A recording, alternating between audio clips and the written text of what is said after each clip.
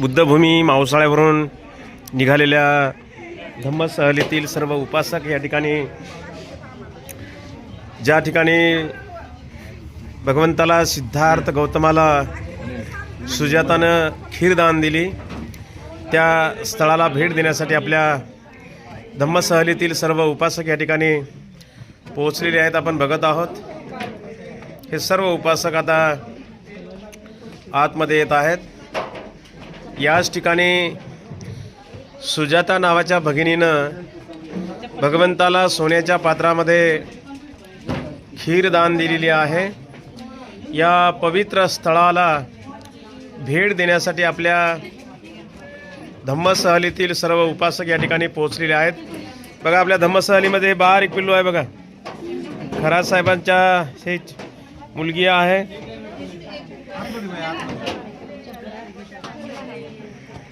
अशा पद्धतीने या ठिकाणी आज खरं तर ही पवित्र भूमी आहे. कारण या ठिकाणी सिद्धार्थ गौतमाला जर सुजातानं भगवंताला खीर दिली नसती, कदाचित जर खीर मिळाली नसती तर भगवंताचा त्या ठिकाणी अंतही झाला असता किंवा भगवंताला ज्ञानप्राप्ती झाली नसती. आणि म्हणून हे ठिकाण ज्या ठिकाणी सुजातानं भगवंताला खीर दिली हे ठिकाण या ठिकाणी महत्त्वाचं आहे आणि ते आपण बघण्यासाठी या ठिकाणी पोहोचलेलो आहोत.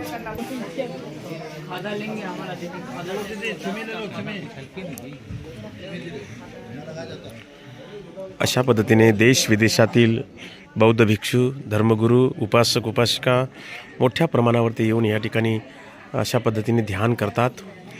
आपण बघत आहोत हा संपूर्ण परिसर. या ठिकाणी हे देश विदेशातील उपासक या ठिकाणी आलेले आहेत. आपण बघत आहोत या ठिकाणी ध्यान करत आहेत. हे भिक्षू आहेत, विदेशातले भिक्षू आहेत, या ठिकाणी वंदन करत आहेत. हे बघत आहात या ठिकाणी ही सुजाता मेन हे ठिकाण आहे. याच ठिकाणी सिद्धार्थ गौतमाला सुजाता नावाच्या भगिनीनं भगवंताला सोन्याच्या पात्रामध्ये खीरदान दिली. आपण बघत आहात सिद्धार्थ गौतम अगदी हड्डीचा सापळा झाला भगवंताचं शरीर झालेला आहे. बाजूला सुजाता नावाची भगिनी आहे, बाजूला तिची दासी पन्ना नावाची दासी. या दोघी जणींनी येऊन या ठिकाणी सुजाताने भगवंताला खीर दिली. हे पवित्र स्थळ या ठिकाणी आपण बघत आहोत.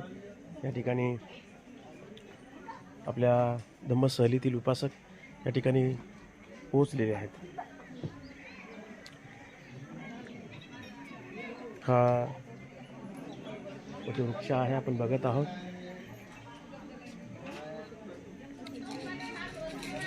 हे आपण बघत आहोत.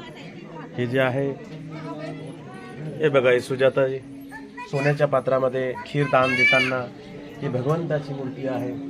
या ठिकाणी अशा पद्धतीने ही ठिकाणी दिसत आहे. बघा हे बघा, हे धातूची मूर्ती आहे सुजाताची. अतिशय आपल्या दोन्ही हातामध्ये गुडघ्यावर बसून भगवंताला अर्पण करताना दान देताना दिसत आहे. ते भगवंत आहेत. बाजूला तथागतांची भगवंताची मूर्ती आहे.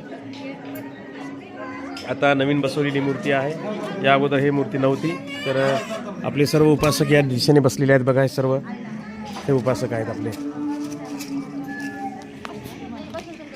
अशा पद्धतीने सर्व उपासक या ठिकाणी बसलेले आहेत. आपण बघत आहोत.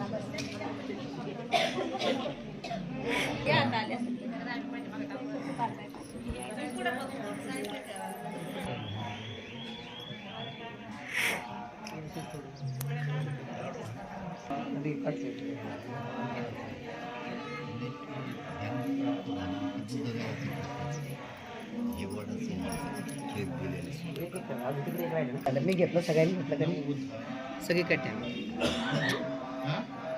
की जय, गौतम बुद्ध की जय, बाबा साहब भीमराव अम्बेडकर की जय भीम. जय भीम, जय भीम. इस स्थान का नाम है सुजाता मंदिर, सुजाता टेम्पल. ऐसा है कि सुजाता इसी गांव के रहने वाली थी. तो प्राचीन समय में इस गांव का नाम था सेनानी ग्राम. अभी इसका नाम है बकरौ. लेकिन हम लोग मांग कर रहे हैं कि इस गांव का नाम रखा जाए सुजाता विलेज, सुजाता गांव. साधु साधु. तो सुजाता के पिताजी गांव के मुखिया थे, हेडमैन थे. उनकी एक ही लड़की थी जिसका नाम था सुजाता.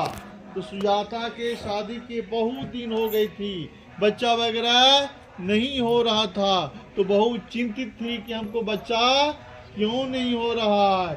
इसलिए कि प्राचीन समय में और अभी भी जिन औरतों को बच्चा वगैरह नहीं होता है या नहीं होता था, तो समाज वाले, परिवार वाले हीन भावना से देखते थे, यहाँ तक कि लोग उसको परित्याग कर देते थे, दूसरी शादी कर लेते थे, बांझ बोलते थे। इसी कारण से सुजाता बहुत दुखी रहती थी, एकांत में रहती थी, रोया करती थी। तो सुजाता की एक नौकरानी थी जिसका नाम था पन्ना दासी। तो पन्ना दासी बोली कि रानी जी आप क्यों एकांत में रहती हैं, क्यों रोया करती हैं? तो बताई कि हमको बच्चा नहीं है, इसलिए ससुराल वाले, समाज वाले हमको हीन भावना से देखते हैं। तो पन्ना बोली कि आपको चिंता करने की कोई जरूरत नहीं है। एक गरीबों का एक देवता है जिनको हम लोग वन देवता कहते हैं, वृक्ष देवता कहते हैं, जंगल देवता कहते हैं। हम लोगों को किसी प्रकार कष्ट होता है तो हम लोग वहीं पर जाके पूजा करते हैं, मन्नत मानते हैं। तो इस एरिया में किसी को किसी प्रकार कष्ट होता था तो इसी पेड़ के पास में लोग आते थे, पूजा करते थे, मन्नत मानते थे। चारों तरफ जंगल ही जंगल था, यहाँ पर जंगली जानवर वगैरह रहा करता था, लोग यहाँ भूख में आया करते थे। एक कहानी आज का नहीं है, 2600 वर्षों का। तो सुजाता यहीं पर आई, आके पूजा की, बोली ओ जंगल का देवता, ओ वन देवता, यदि मुझे बच्चा होगा तो मैं 1000 गायों के दूध में मैं खीर बनाकर प्रसाद लगाऊंगी। ऐसा तिब्बती हिस्ट्री में लिखा हुआ है ऐसा। तो मन्नत मान के वो चली गई। सिद्धार्थ घर त्यागने के बाद राजगीर पहुंचे, तो राजा थे, वो मेडिटेशन वगैरह करना नहीं जानते थे, तो मेडिटेशन का ज्ञान राजगीर में सीखने के बाद वहां से पैदल यात्रा करते हुए आगे में एक पहाड़ी है, उस पहाड़ी का नाम है ढूंगेश्वरी, उसको महाकाला के बोलते हैं। तो ढूंगेश्वरी का ओर और राजगीर का छोर एक ही है। तो वहाँ से वो ढूंगेश्वरी पहुँचे और वहाँ पर वो कठोर तपस्या किए, वहाँ भी उनको शांति नहीं मिली। वहाँ से वो पैदल यात्रा करते हुए इसी पेड़ के पास में आके बैठ गए और तपस्या में लीन हो गए। तो पहले यहाँ पर पढ़ी लोग रहती थी जो संगीत सुनाया करती थी। क्या संगीत सुनाया करती थी कि ओ बीना के वादक बीना का तार, इतना मत कसो कि कसने के बाद टूट जाए, इतना ढीला मत रखो जिससे आवाज न निकले। तो बौद्ध धर्म का उद्देश्य क्या है? मध्यम मार्ग, मिडिल वे, मिडिल पथ। वो समझ गए कि हमको सुना रही है कि अगर आप अधिक तपस्या करेंगे और तपस्या करेंगे तो आपका क्या हो जाएगा? मृत्यु हो जाएगा। और कम तपस्या मत करेंगे तो इलाइटमेंट नहीं मिलेगा। तो बौद्ध धर्म का उद्देश्य क्या है? मध्यम मार्ग, मिडिल वे, मिडिल पथ। समझ गए और तपस्या तोड़ दिए। और सुजाता जो मन्नत मार के गई थी तो बच्चा वगैरह होने के बाद बहुत खुश थी। तो सुजाता 1000 गाय पाल के रखी थी। कौन सा गाय? जंगली गाय, जो दूध निकालने के बाद जंगल में छोड़ दिया करते थे। इसी इकट्ठे जमा करके रखते थे। तो 1000 गाय का दूध 500 में बांटा, 500 गाय का दूध 250 में बांटा, 250 गाय का दूध 125 में बांटा। 16 गाय के दूध में पौष्टिक खीर बनाने के बाद बच्चा होने के बाद वो बहुत खुश थी। यहीं पर महिला मंडल नाचते गाते यहाँ पर आती है कि आज हमको मन्नत उतारना है। तो यहाँ पर देखती है कि कोई बैठे हुए थे, दोनों की भावना अलग अलग थी। ये सोची कि ये वन देवता हमारा प्रसाद लेने के लिए स्वयं आए हुए हैं, और उनकी भावना थी कि अगर हम और अधिक तपस्या करेंगे तो मेरा मृत्यु हो जाएगा। तो मृत्यु हो जाएगा तो जिस उद्देश्य से निकले हैं वो पूर्ण नहीं होगा। तो तपस्या तोड़ दिए और सुजाता यहीं पर सफाई वगैरह की। सफाई वगैरह करने के बाद सोने के पात्र में, सोने की कटोरा में खीर बनाकर लाई थी और यहीं पर सोने के पात्र में वो खीर प्रदान की।